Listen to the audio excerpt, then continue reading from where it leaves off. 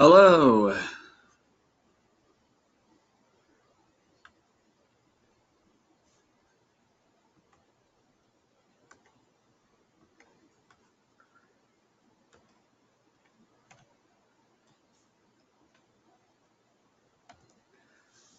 Welcome to the Inclusion and Equity in After-School webinar for the 21st Century Community Learning Centers. The Idaho State Department of Education, or commonly known as the SDE, will be hosting this webinar to provide 21st CCLC grantees guidance on developing inclusive 21st CCLC programs. This webinar will be recorded and posted to the 21st CCLC webpage in the Training tab. Furthermore, PowerPoint slides and webinar script will be available as well. A reminder, it may take up to 2 weeks for the webinar to be uploaded to ensure compliance with accessibility. At any point during the webinar, you may experience an epiphany because of an overwhelmingly insightful comment. This may lead you with an eager feeling to follow up. Therefore, I encourage you to ask questions and/or make comments during the webinar. To ask a question, simply click the question box on your webinar toolbar. As a way of reminder, all questions will be addressed at the end of the webinar and will not be included in the recorded version of the webinar. I, Andrew Fletcher, the 21st CCLC and Student Engagement Coordinator, will facilitate today's webinar.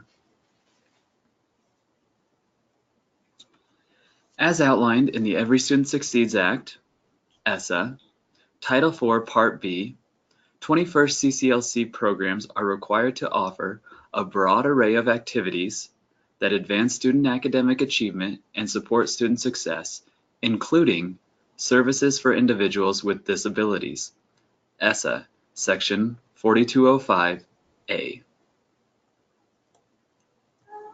The objectives for this webinar are to ensure that 21st CCLC grantees understand what makes a program inclusive for all students. Identify the legal foundations for including students with disabilities.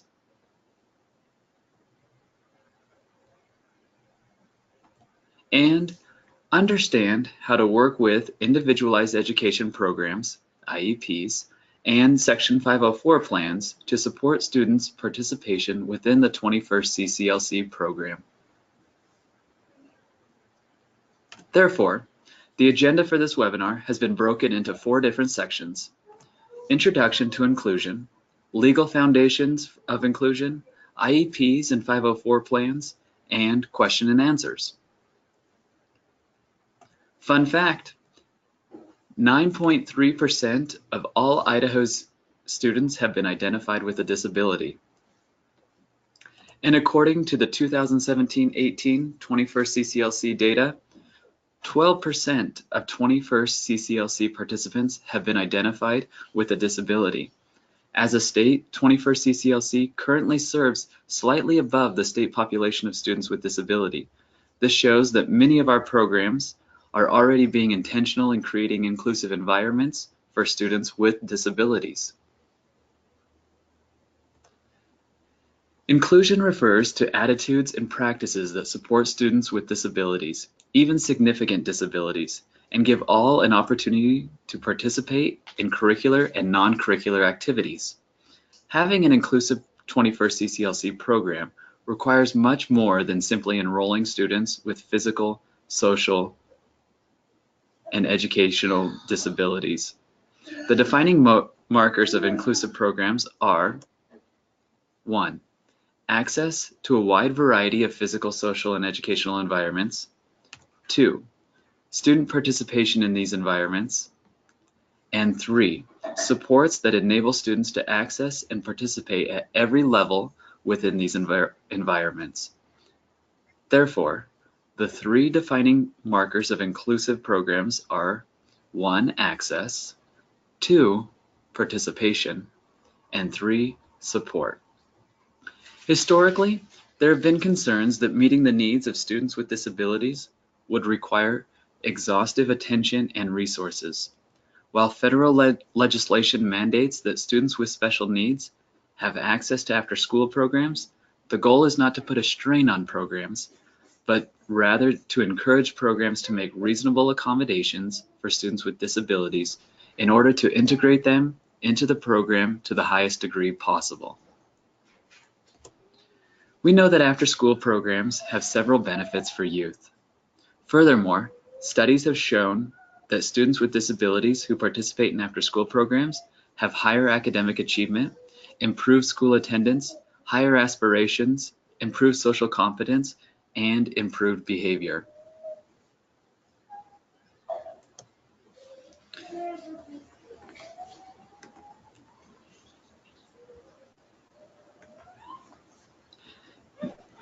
When I was a site coordinator at an alternative high school, we had the opportunity to enroll a student with severe autism. At first, this experience was worrisome for me because I did not know if I had the skills and knowledge to handle a student with a disability. However, I was supported by the program director and the district. I received training which included various strategies to work with the student.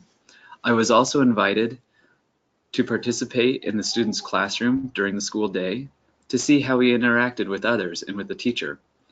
While it was a challenge and a new learning experience for me and the other after-school staff, it was an amazing opportunity for everyone in the program. We witnessed the student develop friendships, practice social skills he did not have. Furthermore, the other participants really looked out for him and helped him to be successful in the program. That's why I believe it is so important to develop inclusive environments in after school. We really have an opportunity to benefit the lives of the youth of our community. As program directors and staff, you can carefully consider the concept of inclusion and its defining features. To create a clear vision for establishing a program environment that accepts and accommodates human differences. In developing an inclusive program, here are a few ideas to think about and address with your staff and stakeholders.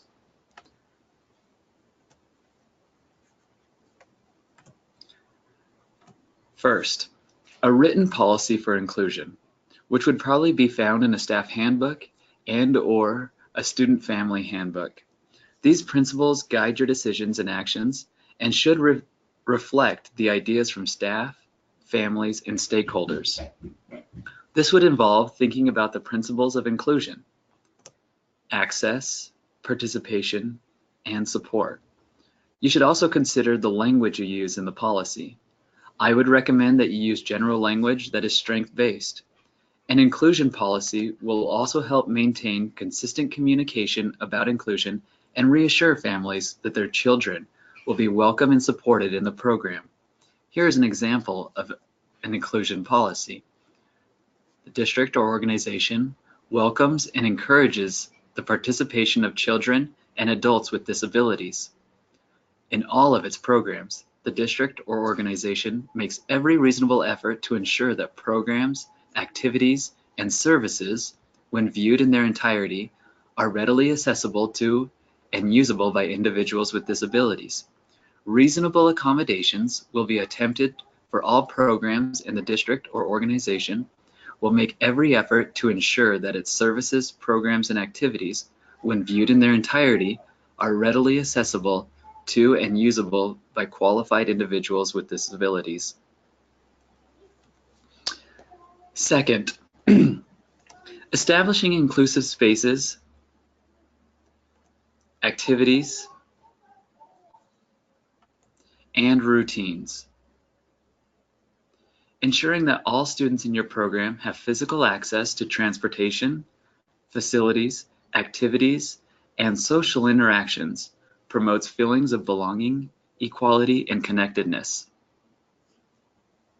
Strategically selecting teaching approaches, activities, and materials can foster inclusion and participation for all students. Students with disabilities should be encouraged to participate with the rest of the group whenever possible. No matter how well a 21st CCLC program aligns with the school day, there are important differences between the two settings. When students move from the school day to the 21st CCLC environment, They might be moving from one physical space to another, and from one set of routines and expectations to another. Establishing predictable routines within your program and being consistent from day to day can ease the transition and have a positive effect on the way students experience the program, especially for students who need a sense of control. Knowing what's next and what's expected of them throughout their time in your after-school program can reduce anxiety. Depicting routine activities on visual schedules and posting them in a visible spot can provide direction and reassurance for all students. Third, offer professional development and training for staff to support inclusion in your program. As you train your staff, you may want to address 1. Basic knowledge about students with disabilities, 2. Specific guidance on behavior supports, and 3.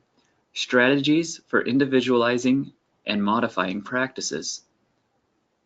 Furthermore, many of our staff may not feel they are prepared to handle students with disabilities. They may not know what is expected of them and how to design and implement modifications. As I previously stated, I struggled and was terrified of the new experience. However, the program director and district supported me with the training I needed to be successful. They helped me identify what accommodations I needed to make and how to create a more inclusive environment. As you look to modify expectations, requirements, materials, activities, or the environment, here are a few pointers to think about: representation, engagement, and expression. In lay terms, this means that, to the extent possible, after-school professionals should provide content or materials in multiple formats, give learners multiple ways to show what they know, and use multiple methods of motivating learners. Representation. Using a variety of activity formats to address a range of student needs and ability levels. Engagement. Arousing students' attention, curiosity, and motivation, addressing a range of interests and preferences. Expression. Providing options in the materials and formats students can use for expressing ideas, responses, feelings, and preferences. Engagement, representation, expression. I encourage you to develop partnerships with your school district, schools, and community professionals to provide ongoing support for your students and staff. I also encourage you to visit the Universal Design for Learning website to learn more about incorporating representation, engagement, and expression into your daily program.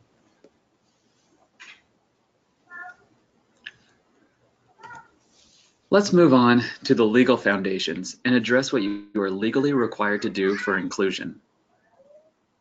There are 3 laws that provide the legal foundation for inclusion in 21st CCLC programs.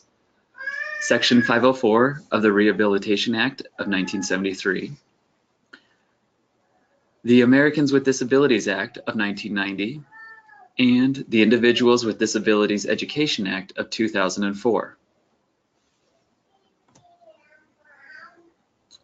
The American with Disabilities Act, ADA, describes a person with a disability as any person who has a mental or physical impairment that substantially limits one or more major life activities, has a history of such impairment, or is regarded as having such impairment.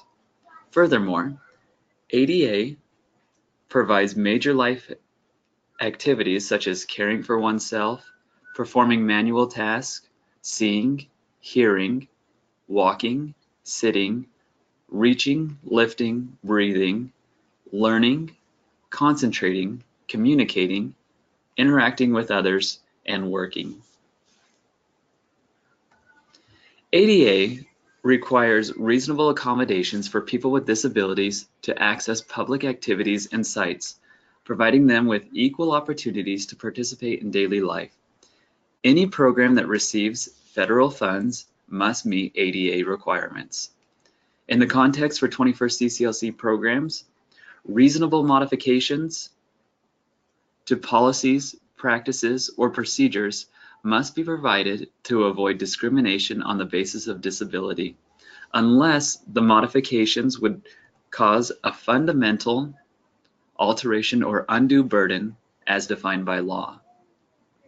A fundamental alteration is something that changes the nature of the program. An undue burden is a significant difficulty or expense to the program. To determine whether a modification would pose an undue burden, the program must consider the nature and cost of the modification and the overall financial resources of the grantee district or organization.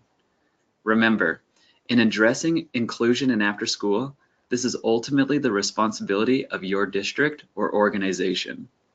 The SDE recommends that grantees work with district special education teams to ensure legal responsibilities are followed with fidelity.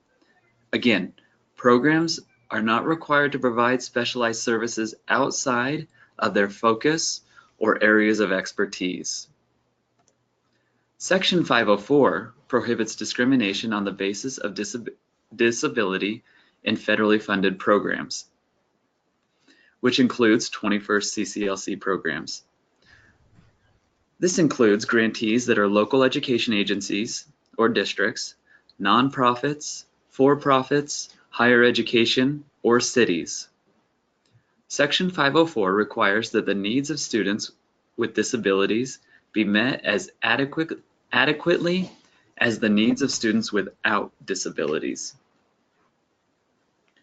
Students who have a 504 plan often have learning or attention disabilities and also have documentation that the disability limits their ability to learn and participate in a general education classroom. A student's 504 plan details specific modifications, supports, or services provided in general education settings. Each district develops its own 504 plan format, as no standard format is provided in the legislation. Furthermore, it would be the responsibility of the district and established special education team to identify if these modifications are applicable in the after-school setting.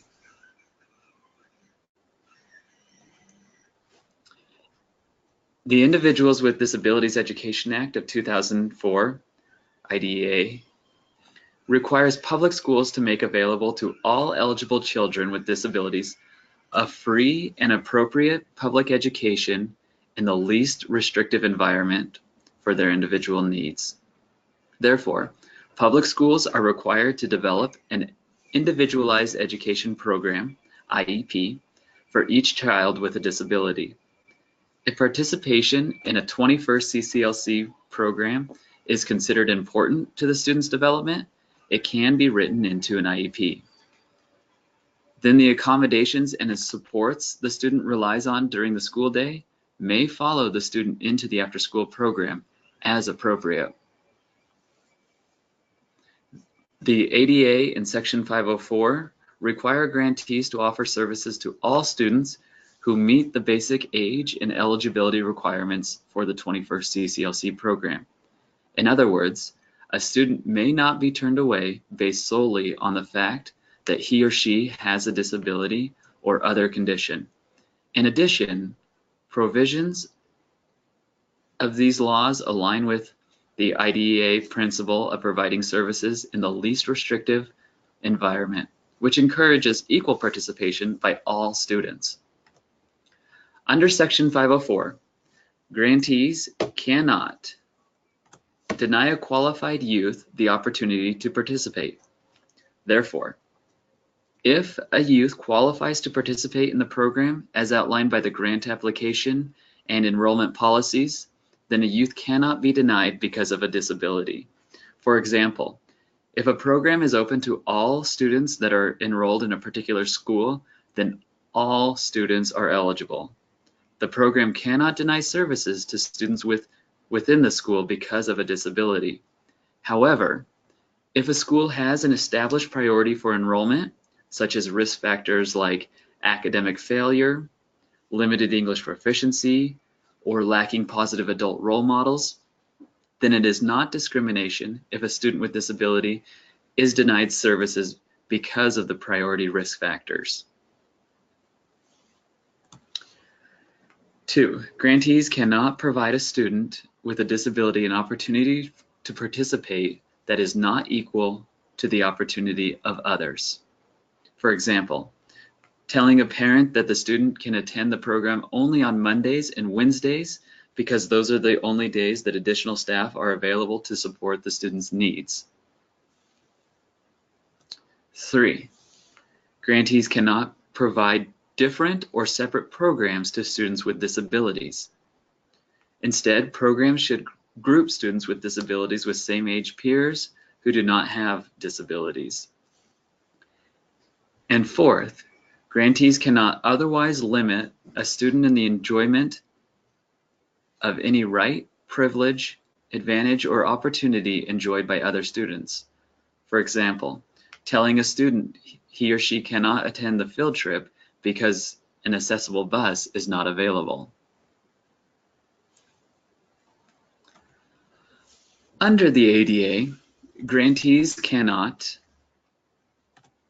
deny program acceptance or enrollment to a qualified youth, make assumptions about whether a student can participate based on his or her disability or condition, use admissions policies that exclude students with disabilities, for example, requiring that students use the bathroom independently, and require students with disabilities to accept modifications they do not want. For example, requiring that the student have a one-to-one aide during program hours. So, how can we better utilize IEPs and 504 plans in the 21st CCLC programs? The ADA requires programs to make an individualized assessment of what each student with a disability needs in order to participate in the 21st CCLC setting, and whether the program can meet the particular needs of a student with a disability without fundamentally altering the nature of the services, programs, or activities being provided, or incurring significant difficulty or expense. An assessment must be based on the individual student, the program environment, and available resources. Programs cannot base decisions on stereotypes or presuppositions about what the student with a disability may or may not be able to do, or how much assistance the student may or may not require. Modifications provided in the 21st CCLC setting may differ from those provided in the school. For example, some students might need an aide during the school day, but may participate in the 21st CCLC program without one. IEPs can provide valuable information on modifications and accommodations that take students' individual needs and abilities into account. Of course, since they are written for an academic setting, some elements may not be appropriate in the 21st CCLC environment. Furthermore, 504 plans. For those students who may not qualify for an IEP, 504 plans are designed to remove barriers to learning and describe specific accommodations, supports, or services provided in general education settings. The following elements are generally included. 1. Specific accommodations, supports, or services. 2. Names of the professionals who will provide each service. And 3. Name of the person responsible for ensuring the 504 plan is implemented. While these plans can be valuable resources, there are important things to know about how to gain access and protect confidentiality. It may be difficult to gain access to such information for non-school day staff. Therefore, it is recommended creating a release form that parents voluntarily sign to give your staff permission to contact the child's school and obtain information about the supports and services provided. Any staff that receives access to information or participates in IEP meetings must follow all federal and state regulations concerning privacy and confidentiality. This concludes the Inclusion and Equity in After School webinar. Here's an additional resource available to learn more about inclusion in after school, as well as requirements for special education. This is a great resource to provide professional development for your program staff. There are 10 implementation guides and 6 webinars. Each webinar is about an hour and 15 minutes. There's a lot of information that'll help you ensure you follow legal requirements and create an environment that is truly inclusive for all students. I would recommend that you write down the web address at the bottom of the page, look through the materials, do it with your staff, and facilitate serious discussions to ensure that your program is inclusive in providing after-school services to youth. Thank you for participating. I will now stop the recording and address any questions that you may have concerning inclusion and equity.